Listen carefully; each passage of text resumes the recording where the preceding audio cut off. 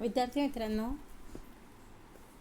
मागच्या पिरियडला आपण रस्ते वाहतुकीचे महत्त्व पाहिले होते आणि त्यामध्ये पाहिलं होतं आपण की रस्ते वाहतूक ही अर्थव्यवस्थेच्या विकासात महत्त्वाची भूमिका पार पाडते.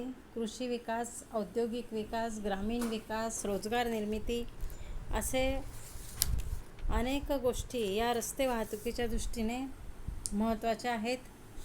तर आता रस्ते वाहतूक जरी महत्त्वाची असली आणि ती सुलभ असली, कमी खर्चाची असली, कानाकोपऱ्यातही रस्ते काढण्यात येतात, तरीसुद्धा रस्ते वाहतुकीच्या काही समस्या पण आहेत. त्या समस्यांचा विचार आपल्याला आजच्या ह्या पिरियडला करायच्या आहेत. तर रस्ते वाहतुकीच्या ज्या विविध समस्या आहेत त्यातील प्रमुख समस्यांचा विचार आता आपण येथे करणार आहोत. तर त्यातील पहिली समस्या आहे रस्ते विकासाची मंदगती. भारतात स्वातंत्र्य मिळाल्यानंतर वाहतूक व्यवस्थेकडे लक्ष देण्यात आलं. वाहतूक व्यवस्थेचा विकास करण्याच्या उद्देशाने प्रत्येक पंचवार्षिक योजनेमध्ये भर देण्यात आला. जर विचार केला तर भारतात राष्ट्रीय महामार्गाच्या लांबीत दरवर्षी सरासरीने 18% वाढ झाल्याचं आपल्याला दिसून येतं. तर राज्यमार्गाच्या लांबीत 8.9% वाढ झाल्याचं दिसून येतं. आता या वाढीचा वेग जरी चांगला असला, बरा असला, तरी रस्त्यावरील वाहनांच्या संख्येत ज्या गतीने वाढ झाली आहे त्याच्या तुलनेत रस्त्यांच्या लांबीच्या वाढीचा वेग हा मंदच आहे. म्हणजेच रस्त्यांचं रुंदीकरण हे केलं जातं, रस्ते विकासावर भर दिला जातो, पण तरीसुद्धा त्या तुलनेनं रस्त्यावरील वाहनांची संख्या ही प्रचंड प्रमाणावर वाढत आहे आणि त्यामुळे वाहतुकीच्या मार्गात जे अनेक अडथळे येतात तर ते येतच असतात. कारण वाहनांच्या संख्येच्या तुलनेने रस्त्यांचं रुंदीकरण हे कमी प्रमाणावर असल्याचं आपल्याला दिसून येतं आहे आणि त्यामुळे वाहन चालवताना वाहन चालकांनाही अडचणी येतात, ॲक्सिडेंटचं प्रमाणही वाढतं. दुसरा मुद्दा आहे राष्ट्रीय महामार्गावर अवास्तव ताण. एकूण रस्त्यांमध्ये महामार्गाचा वाटा हा 10.5% आहे, पण एकूण रस्त्यावरील वाहतुकीपैकी जवळजवळ 60 ते 70% वाहतूक ही राष्ट्रीय महामार्गावरून केली जाते. जवळजवळ 60 ते 70% वाहतूक ही राष्ट्रीय महामार्गावरून होत असते. वाहतूक साधनांच्या संख्येत प्रचंड वेगाने वाढ झाल्याने राष्ट्रीय महामार्गावर अवास्तव ताण पडतो. तर अशा रीतीने जी वाहतूक देशामध्ये होत असते त्यापैकी जवळजवळ 70% वाहतूक ही राष्ट्रीय महामार्गावरून होत असते आणि वाहनांची संख्या ही दिवसेंदिवस प्रचंड पटीने वाढत आहे.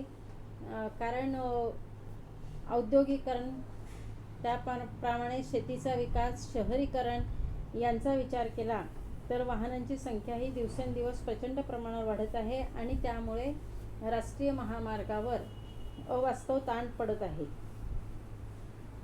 तिसरी समस्या आहे एकपदरी महामार्ग. आजही देशातील एकूण राष्ट्रीय महामार्गापैकी 15% महामार्ग हे एकपदरी आहे.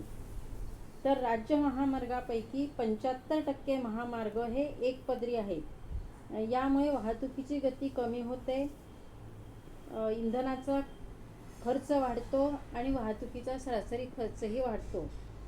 तर देशातील एकूण राष्ट्रीय महामार्गापैकी जवळजवळ 15% महामार्ग आजही एकपदरी आहे आणि त्यामुळे वाहनांच्या संख्येच्या तुलनेने रस्त्यांचं रुंदीकरण हे कमी पडतं.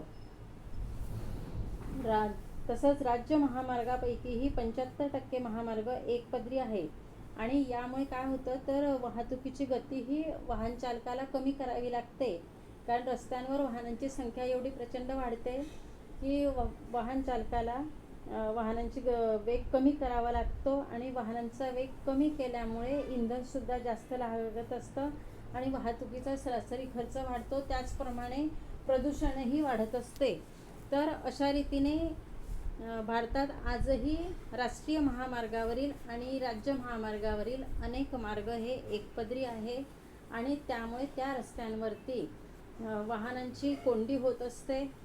वाहनांचा बराच असा ताण हा रस्त्यावरती निर्माण होत असतो आणि वाहन चालवणं हे वाहन चालकाला सुद्धा जिकिरीचं काम त्यामुळे वाटत असतं. खर्च तर वाढतोच, सारखं त्याला वारंवार वाहनांचा वेग कमी जास्त करावा लागतो, त्यात इंधनाचा खर्चसुद्धा वाढतो, पर्यायानं वाहतुकीचा खर्चसुद्धा वाढत असतो आणि त्यातल्या त्यात अपघाताचं प्रमाणसुद्धा एकपदरी महामार्गामुळे वाढत असतं.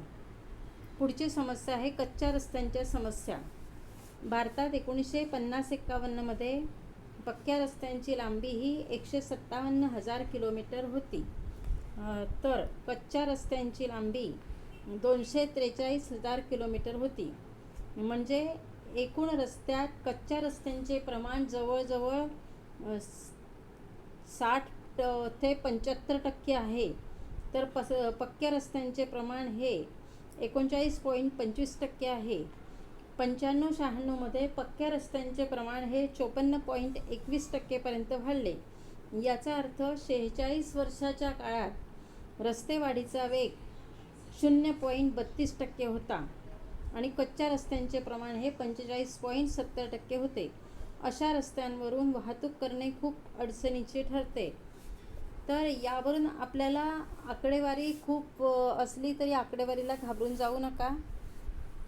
यावरून आपल्याला असं लक्षात येतं की भारतामध्ये आजसुद्धा अनेक ठिकाणी कच्चे रस्ते आहेत आणि हे कच्चे रस्ते असल्यामुळे वारंवार हे खराब होत असतात, त्यात खाचखळगे पडत असतात आणि वाहन चालवणे जिकिरीचं काम होत असतं आणि बऱ्याच वेळेला खड्ड्यांमुळे ॲक्सिडेंट होण्याचा धोकासुद्धा मोठ्या प्रमाणावर असतो.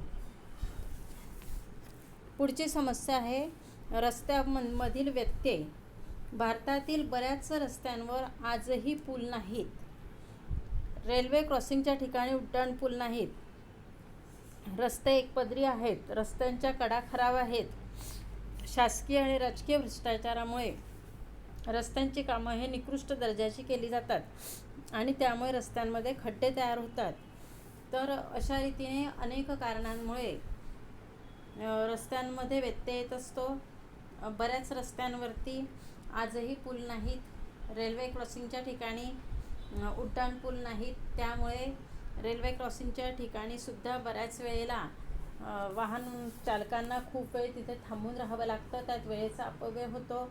काही वेळेला रेल्वे क्रॉसिंगच्या ठिकाणी काही तांत्रिक अडचणींमुळे किंवा रेल्वेच्या कामांमुळे सुद्धा बऱ्याच वेळेला तो रस्ताही बंद असतो आणि वाहन चालकांना ऐन रेल्वे क्रॉसिंगच्या ठिकाणी आल्यावर कळतं आणि मग कुठल्या तरी त्याला लांबच्या रस्त्याने ज्या इच्छित स्थळी जावं लागत असतं. तर अशा रीतीने रेल्वे क्रॉसिंगच्या ठिकाणी पूल नाहीत. नद्यांवरती पूल नाहीत. अनेक नद्यांवर पूल नसल्यामुळे पावसाळ्यामध्ये ते रस्ते बंद असतात आणि त्यामुळे लोकांची गैरसोय ही फार मोठ्या प्रमाणावर होत असते. अनेक रस्ते हे एकपदरी आहेत. त्याचप्रमाणे रस्त्यांचं कामसुद्धा उत्कृष्ट पद्धतीने केलेलं नाही. रस्त्यांच्या कडा या खराब आहेत, बऱ्याच उंच आहे आणि त्यामुळे वाहन चालकाला रस्त्यावरून गाडी जर मागून आली तर रोडच्या थोडं खाली घ्यायलासुद्धा जमत नाही आणि अशा रीतीने रस्त्यांची कामं ही निकृष्ट दर्जाची आहेत. खाचखळगे बऱ्याच ठिकाणी आहेत आणि त्यामुळे सुद्धा रस्ते चालवणं हे त्रासदायक काम वाहन चालकांना होत आहे. पुढचा मुद्दा आहे रस्त्यांवरील वाढते अपघात. रस्त्यांची कमी रुंदी, रस्त्यात येणारे खड्डे, रस्त्यांच्या खराब कडा, तसंच वाहतूक नियमांचे उल्लंघन, ओव्हरटेक करणं, वाहनं ओलांडण्याची घाई आणि ह्या अशा अनेक कारणांमुळे रस्त्यावरील अपघात हे वाढत आहे. बऱ्याच वेळेला रस्त्यांचे दोषसुद्धा त्याला जबाबदार असतात की रस्त्यांची रुंदी कमी आहे, रस्त्यात खड्डे पडलेले आहे. खड्ड्यांमुळे सुद्धा काही वेळेला वाहन स्लिप होत असतं. त्याचप्रमाणे रस्त्यांच्या कडा या खराब आहेत आणि त्याचप्रमाणे काही ओव्हरटेक करणारे लोकसुद्धा नियमांचं उल्लंघन करत असतं.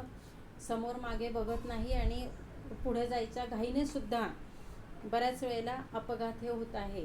तर अशा अनेक कारणांमुळे रस्त्यांवरील अपघातांचं प्रमाण दिवसेंदिवस वाढत असल्याचं आपल्याला दिसून येत आहे.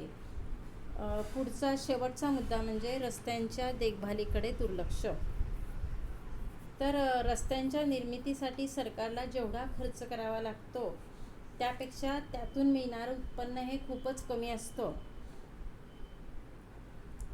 रस्त्यांची निर्मिती आणि त्यांची देखरेख यांच्या खर्चाची तरतूद अंदाजपत्रकात करावी लागत असते.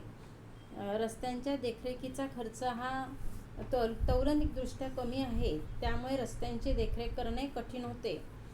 रस्त्यांवरील बऱ्याच पुलांचं आयुष्य हे संपण्यात आलं आहे.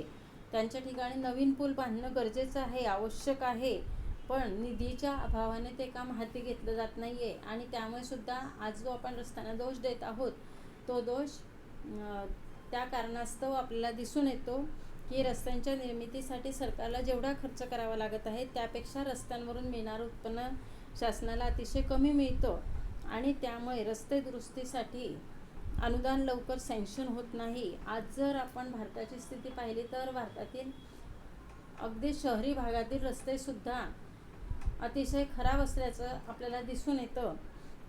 त्याचप्रमाणे अनेक पुलांचं आयुष्य संपलेलं आहे. ते केव्हा धसून ॲक्सिडेंट होतील सांगता येत नाही, पण तरीसुद्धा ते पूल बांधणे आणि त्याची दुरुस्ती करणे आवश्यक असून सुद्धा ते काम हाती घेतलं जात नाही आहे. तर अशा रीतीने रस्ते वाहतुकीत अनेक समस्या येत असल्याचं आपल्याला दिसून येत आहे. आणि जरी अशा समस्या असल्या तरीसुद्धा जर आपण विचार केला तर रस्ते वाहतुकीचा विकास हा वेगाने होत आहे. कारण आजही वाहतुकीचे सर्वात महत्त्वाचे साधन रस्तेच आहे.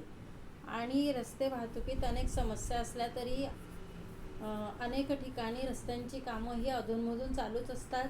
त्याचप्रमाणे रस्त्यांचं चारपदरीकरण, रस्त्यांचं रुंदीकरण, रस्त्यांकडे दुरुस्ती, रस्त्यांचं डांबरीकरण ही कार्य अधूनमधूनही शासन हाती घेतच आहे आणि त्यावर फार मोठा खर्च करतच आहे. तर देशाला स्वातंत्र्य मिळालं तेव्हा एकूण प्रवासी वाहतुकीपैकी 80% प्रवासी वाहतूक रस्त्यांद्वारे केली जात होती, तर माल वाहतूक 60% केली जात होती.